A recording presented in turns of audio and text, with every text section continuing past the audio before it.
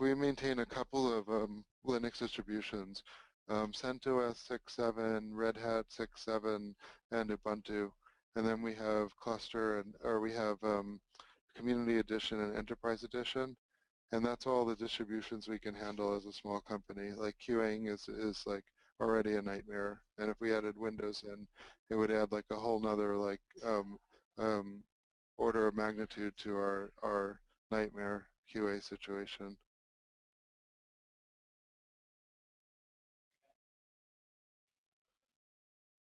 Yeah, and then it's the idea of a security product on Windows anyway sort of like makes me feel uncomfortable. So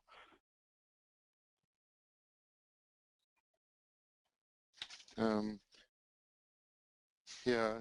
So yeah, there's a whole other set of like Windows stuff with security stuff you got to worry about, and so um, anyway, I hope that helps. I don't know if it's 100% fit.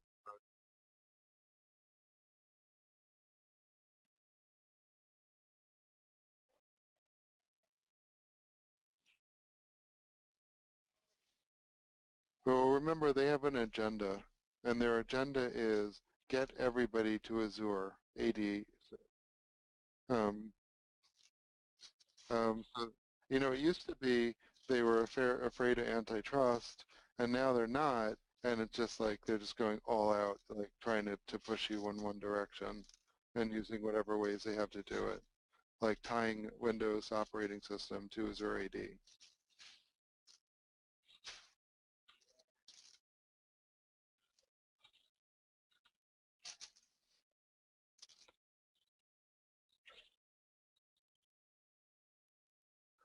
It's gluu.org/docs, and yeah, these are the official docs, and yeah, so as the Azure deployment's a little tricky. You'll see we have a section on cloud deployment, and if you have any questions on this, just post on support. Um, but it is, if they're offering Ubuntu 14.04 or 14.04 .2, I would use that. I forget what Microsoft is offering. If they're not, I would go with CentOS 6. Those are the two most mainstream distributions.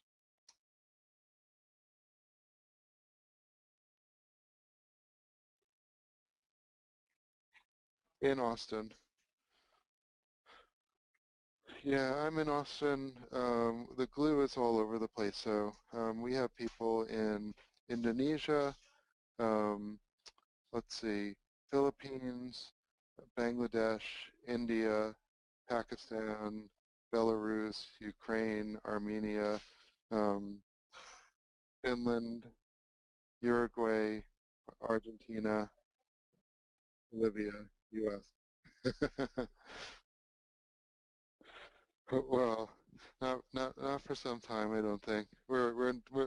Interestingly, we don't really want to expand in U.S. that much. Um, um, no, um, it's just so our customer base is actually pretty geographically distributed around the world, and I think that it's the um, uh, we're looking for commitment and value. As it, and the commitment's actually more important than the value because we invest a lot in the people because nobody knows this stuff, so we end up teaching them. And we have a strategy around hiring people in non-competitive markets. Um, so if there's not a lot in your village, we like you because you've nowhere else to go. And you'll be loyal.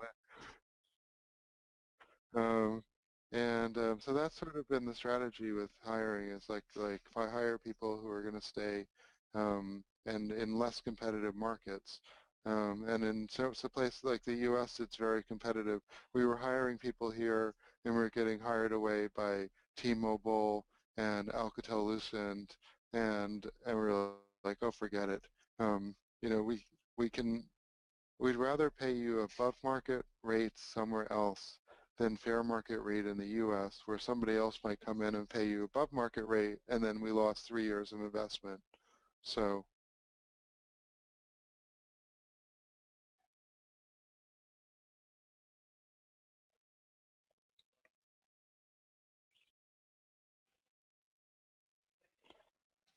well, you're not out of the woods yet. You're just getting started. So,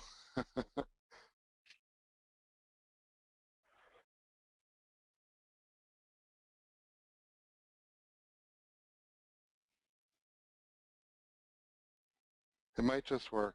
Yes. Let's see. Might not be easy, but it might just work. So,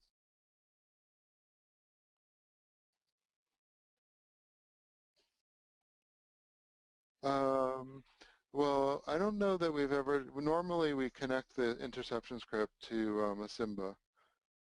That's the main sort of, because most of the companies that we're serving that are using the SaaS, that are using this to be a SaaS. So inbound SAML is one of our areas that we see as a growth area for us. So that's sort of mainstream. The only thing you're doing a little different is pointing directly. Most people have more than one inbound SAML IDP that they're pointing at. So that's the only thing that I don't know that I think the way my understanding of SAML though it should probably work. Um, so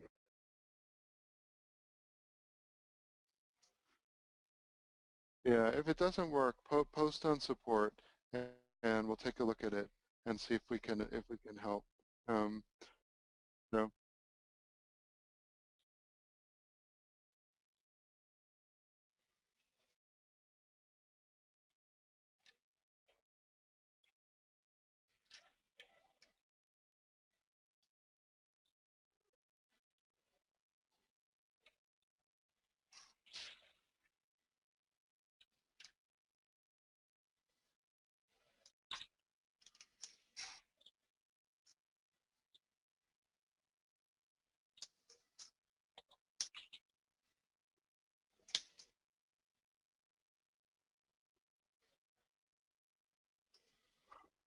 yeah, on the Linux side, by the way, do you ever use Upwork?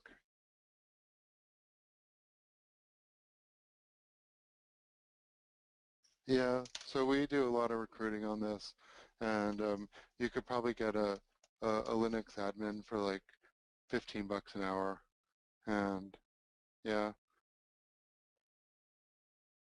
Um,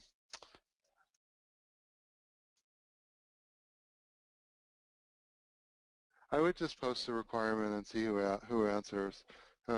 We had one guy we were working with from, I think he was from Russia. He kind of talked our ear off though. So I'm not. He was good. He was actually pretty good, but he was very wordy. Um, for a Russian, not wordy. I mean, just like his Skypes and his emails were like, multi-paragraphs. I'm lazy. I don't like to read. But I don't know. There's just tons of Linux administrators available. It's not a so you could get somebody and um, um, yeah. You use Skype? No, do you use Skype? Um, I'll give you one referral. Um, Ganesh Sharma, um, and his Skype is World is Welcome. And he does system admin for Glue too, and but he's not, he has some other clients, so he might be able to help you.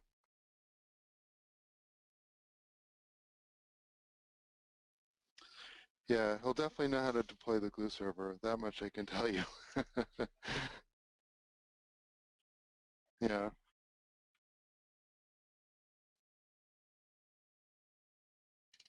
So yeah, once you get it up and running, you're not doing that much. You're using the web GUI. So